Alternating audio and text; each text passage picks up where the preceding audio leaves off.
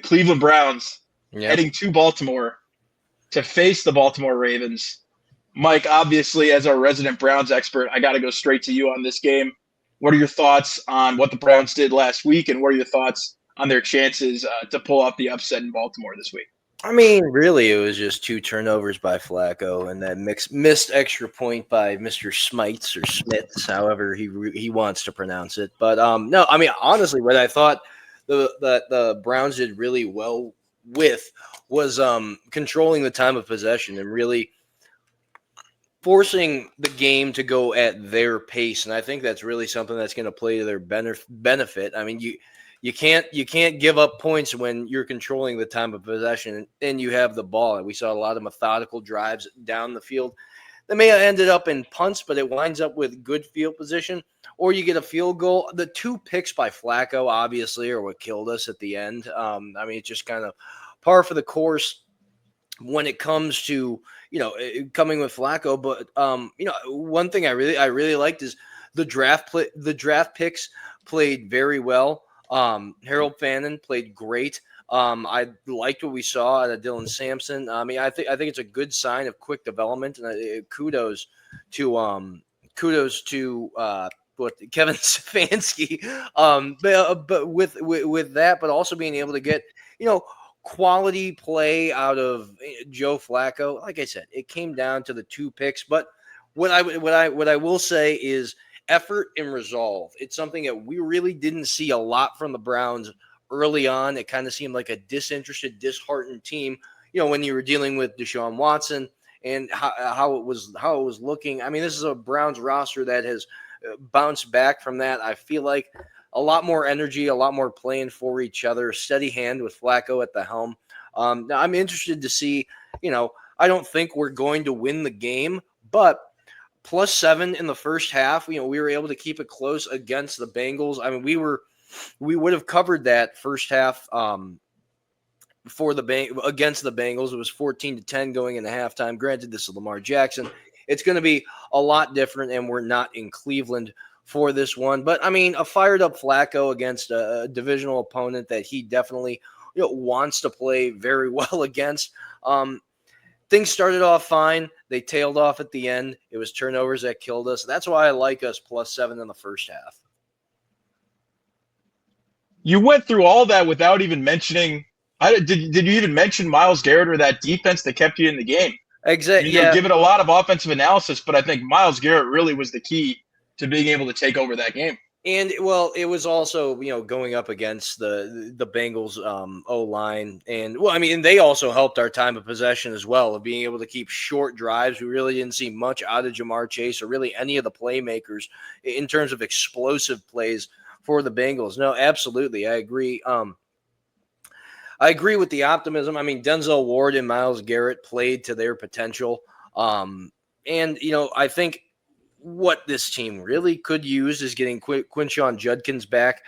He's still not playing at this point. I'd like to see how he comes into a factor. I think we play a little less more of control the clock game and maybe opens us up for a little more explosive plays. But Cedric Tillman did really well. Harold Fannin, obviously. I mean, the playmakers did fine. The offensive line held up fairly well. They didn't really force Flacco out of the pocket too much in terms of the pressure that they were able to get. I like the Browns +7. I'm not sold on them going to win the game, but I think it's a team that is at this point, and probably has been for the past 4 years, built to win ugly. So, I mean, if you like them full game at 7, I think it's right there for you. Well, how noble of you to not pick the Browns to beat freaking Ravens in this game in Baltimore. And with that, I think I got to go to Turtle, because Turtle was the guy who lucked out this past week after betting that the Browns would not beat the Bengals. And if the Browns did beat the Bengals, he would have ate a cayenne pepper. Cayenne ghost pepper. Ghost pepper. That's on the podcast. So specific. Yeah, I would have. Even as a guy who predicted the Bengals, by the end of that game, when it was close, when the Browns had a chance to win towards the end there, I'm sorry, Turtle, I was rooting for the Browns to get it done. just so we would have the content on the It's pod. crazy. So all that to You say, don't have any skin in the game. How quickly you switch up to being a hater. exactly. But I wasn't the one having to eat the ghost pepper. But with that, I'm gonna assume, Turtle, that you're gonna take the Ravens to win this game. I'm curious as to whether you think they'll cover the 11.5-point spread. But based on the fact that you were willing to bet a bite or an entire ghost pepper on the fact that the Browns were gonna lose last week, I do want to hear from you now as to what you think of this game, possibly from the Ravens' perspective. If you think the Browns might have a chance at an upset, how would they get that done? I doubt that that's the direction you're gonna go. What are your thoughts, Turtle? I'll dig into it. I mean, listen, if the Ravens didn't blow their game in spectacular fashion on Sunday night, I would be more inclined to probably take Cleveland in this game. I actually like Mike's analysis. I think first half +7 is pretty solid for the Browns. And again, if the Ravens had ended up winning the game like they should on Sunday, I would really like Cleveland in the spot. But after that loss, I don't see the Baltimore Ravens losing this football game. I think, look, it's an interdivisional matchup. These games can get a little bit weird sometimes. I think Baltimore's going to be just fine. I was a bit disappointed in their defense towards the end of that game against Buffalo, but Buffalo is going to do that to a lot of teams this year. So no panic. Look, if the Browns are going to cover an 11.5-point spread, this is going to have to be a 25 to 17 type game, and you just gotta sit there and pray that some cheeks cover doesn't happen at the end. But yeah, I'll put the ghost pepper back online this week if we want to do that. I mean, if I could put it on last week with the 6.5-point spread, I should easily be able to put it online with an 11.5-point spread. Just having money line though, I swear I'm not doing it to take. I'm not taking the spread for the ghost pepper. That would be crazy. But I'll do it again. Sure, why not? Well, no way the Ravens go 0-2, right? What could go wrong? Here we go. The weekly bet, the weekly Turtle bet that the Browns will not win. I think you guys got to start throwing out some ghost peppers at some point. I feel. Well, hey, you can't reserve picking against the Browns for the ghost pepper bet every week. That's not fair. Am I going to take them to lose all 17 games? I mean, eventually I'm going to have to eat a ghost pepper if I do that. It's not like it hasn't been done by the Browns before, right? So I mean, it's familiar territory. Corey Coleman isn't walking through that door, Pat. Thank God. No, I also did want to just point out that this is a shout out to Kevin Stefanski for, as I said, as he's done in the past and is continuing to do with Flacco this year, of getting quality play out of him. I mean, we haven't seen Flacco play this well since 2019. And I think it really does bode well for what I think the development of Dillon Gabriel and Shedeur Sanders is doing in the background. And, come the time when, I'm sure things may spiral a little bit out of control in a couple weeks, and then, we'll be able to see the young guys. I mean, I think getting the quality play of being able to stay in these games and cover an 11.5-point spread, that's kind of all we're asking for in this. Myles Garrett, Denzel Ward, effort and resolve. That's Cleveland football. I love the Browns' optimism. It's just adorable from Mike every week. It's just adorable. Something. That's so disrespectful to say. For any Browns fan tuning in, you just get a ray of sunshine coming straight to you from Mike. But Christian, what are your thoughts on this one? I know you and I watched the Ravens. And this is the truth about this game with Baltimore last week. When the Ravens, it must have been towards the end of the third quarter or in the middle of the fourth quarter, whenever it was that the Ravens were up multiple scores, I left Christian's apartment and said, this game is so out of reach that I'm just going to drive home and be done with it, get home early.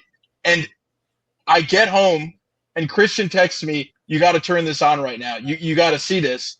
And the next thing I know, the Ravens have blown the lead and the Bills are ahead. One of the most spectacular comebacks I've ever seen. And if that doesn't happen, I think that the Ravens are honestly, we're considering them one of the best teams, if not the best in the league this week. But alas, Christian, sorry for cutting you off. What are your thoughts on this one? Well, I think just to piggyback off that point, I do have to be honest with this weekend. The refs were horrible, and I think they did have a role to play in that game. You gotta blame the Ravens that you can't lose that lead and not get blamed. But man, we could talk about the refs all weekend, whether it's Najee Harris hold on in Brazil or late hit on Lamar Jackson by Ed Oliver that didn't get called. blatant late hit. And then we can, oh my God, I don't even want to talk about the Bears, but we could talk about them later on too. But beyond that, the Ravens are extremely talented. I still think they're the most talented team in the league. I did not really understand why Jair Alexander was playing so much. Hopefully you'll see less of that. I think Awuzie is a better player right now. So I think they like they did last year, the Ravens shot themselves in the foot a lot of times in week 1. Hopefully they don't do it as much versus Cleveland, but I assume they will, because I got to say I've loved the Cleveland defense for years. I love them this year. I like this Cleveland Browns football team. I think they're one of the, they're a pretty talented football team outside of some key positions. I really want to shout out Isaiah McGuire. Some of the best effort I've ever seen on one play specifically. He fell down, pushed Joe Burrow out of bounds. It was unreal play. I just have to shout him out. But you can build on a defense like that. Joe Flacco doesn't turn the ball over. They can stay in any game this year that they want to, and I think they'll stay in this Ravens game because I think the Ravens are prone to shoot themselves in the foot a lot. I love the defense. I do see perhaps a fumble recovery by this defense, maybe a special teams play by this defense. Corey Bojorquez, maybe some good field positioning in this game as well. Shout out Corey. But I think it could be a ugly game, beat 'em up game. And I think the Ravens right now, a key piece, Patrick Ricard might not play with a calf injury. That'll take away from some physicality for the Baltimore Ravens. So, hey, anything could happen in the NFL. I think, the divisional rivalry of it all makes this a close game. I'm going to take the Browns to cover for sure. Okay. Two Christian shout-outs. But is that what you're going to say, Pat? Because those two Christian shout-outs 20 minutes in were – sorry. I was going to say those two Christian shout-outs 20 minutes in, Isaiah McGuire and what was the Cleveland's punter? Corey Bojorquez. Christian shout-outs needs to be its own segment, I think, at this point, because he's always got the most obscure players. If you watch that play, man, you saw that play. That play was unreal by McGuire, man. Yeah. Unreal. No, I hate to be the stick in the mud. I hate to be the guy that's going to drag this back down to reality. I do expect the Ravens to cover in this game. I think after last week, the way that they, it fell apart in just crazy fashion to lose that game and blow it the way they did, you're not going to get a Derrick Henry fumble every week. You're not going to be facing Josh Allen in that offense every week. The Ravens' run game is going to be dominant, as it has been these past 2 years, or just this past year with Derrick Henry specifically is what I'm meaning to say. And so you've got a team that has been embarrassed, that has a dominant run game, that I do think has a very good and talented defense that may not have shown it last week against probably the best quarterback at this point, if we're all in agreement in the NFL, and Josh Allen. I think this is just a prime game for the Ravens to just really beat down on the Browns, as much as Mike might hate to hear it. But I think that this could be an ugly game the other way. I think the Ravens could run away with this game. And just based on the fact that I think they'll get ahead early with the run game, I think they'll be able to salt it away. And I do think they'll be able to force a Joe Flacco turnover. Yeah. Joe Flacco is about as familiar with playing in Baltimore as any player in the NFL. So, that there's a factor there, but I don't think it's going to be enough to slow down what will be an angry and embarrassed Ravens team that's going to be ready to play on Sunday, ready to get their lick back. And yeah, I think this is going to be a dominant Ravens win. I do expect them to cover. And, a divisional game, divisional dog, you probably want to take the points here. But I just think just with the way it went down, as I said, I think we would be talking about the Ravens as one of the best teams in the NFL. Sure, I mean, they are, but probably the best team in the NFL if they were able to get that win done this past week. The Derrick Henry fumble, I think, was an anomaly. I don't expect that to happen again. The only way for the Browns to stay in this game would be Myles Garrett to make to essentially be a wrecking ball on defense that causes something to go catastrophically wrong. And I just don't expect that to happen against Lamar Jackson or Derrick Henry for that matter. So I'm going to expect a dominant run-based win for these Baltimore Ravens. I mean, you guys can feel free to I just disagree. want one more. I just have one more point. I just want to say that O-line, the Cleveland's O-line they're not soft at all. Yeah. I think they're more physical than the Ravens D-line. I think they could win that matchup. And I also think you're going to see I agree with that, Christian. I think you're also going to see a higher average depth of target for these receivers. I mean, we saw Njoku targeted 3 times. He was overshadowed by Harold Fannin. But I do like the playmakers to be able to get involved in this. I think Joe Flacco is going to kind of get back to the gunslinging with it because you're right. I mean, I think if they are going to get exposed on defense, I mean, the defensive line is solid. They're going to force Lamar Jackson, I think, to either beat them, getting forced out of the pocket or through the air. I like the receptions and overs for Fannin, Judy, and Cedric Tillman in this game. I think Joe Flacco is going to be forced to throw the ball a lot. I'm very curious to see how it is going to break down if we are going to see a lot more Dylan Sampson in this game. It seems like he's really gained some trust on the offensive side of the ball. I don't know to what extent the success will come, but I think you're going to see a lot from the Cleveland playmakers, and they're not going to be putting up a dud against this defense. And I think that is one thing that can't be, that can't be, shortcut with this. I mean, the Browns, I think, are going to be able to put up the points. It's just when you throw in Lamar Jackson and, all the versatility of what could happen. And, if Joe Flacco is going to turn the ball over and, give good field position, that could be what turns the game. But I like the Cleveland playmakers, and I like them keeping it close in this one. Yeah, I mean, Pat's main point, something if Baltimore had gone on and won the game by double-digit scores against Buffalo like they should have, I would love Cleveland plus 11 and a half even more. But yeah, there's going to be no question about Baltimore's motivation, I think, going into this game. But schematically and like players in the field, I think 11 and a half is a lot of points. So I see both sides of the coin here. Yeah, I think it's more about Baltimore for me covering this. If I've got to eat a cayenne ghost pepper, man. Well, if Cleveland keeps it within 11 and a half, I want them to win just so you have to eat the ghost pepper, if I'm going to be honest. That's just going to be too good a content. And just put I might just put like $50 on Browns money line. Also, one more big question going into this game that I'm hoping gets cleaned up. It's just a lot of special teams blunders, especially when it came to the kicker last week for Cleveland. Hopefully that gets cleaned up. I mean, we win that game if he makes a field goal. It was a go-ahead 36-yard field goal. It was a go-ahead 36-yard field goal. But it's like 40 seconds left in the game. Not even, I think, like 30 seconds left in the game. Exactly. A game winner, and Cleveland's 1-0. So, there's a lot of little things that turn our way. And you never know. And I do want to piggyback off that, Mike. I do think like that is one of the failures of the offseason. I think they did have a chance to possibly draft a kicker. We know how bad Dustin Hopkins was last year. He didn't even make it out of camp. I do think it would have been pretty valuable to maybe go get a kicker in the draft. You want the Browns to draft a kicker? Hey, at this point, they need as the fourth place team in the division. They should use a draft pick on a kicker. Okay, at least one game. They use seventh. Oh man. Okay. All right. Yeah, 7th round picks. Just throw them away on kickers. Tyler Loop is an elite kicker, and that you guaranteed. The Ravens are one of the best teams in the NFL.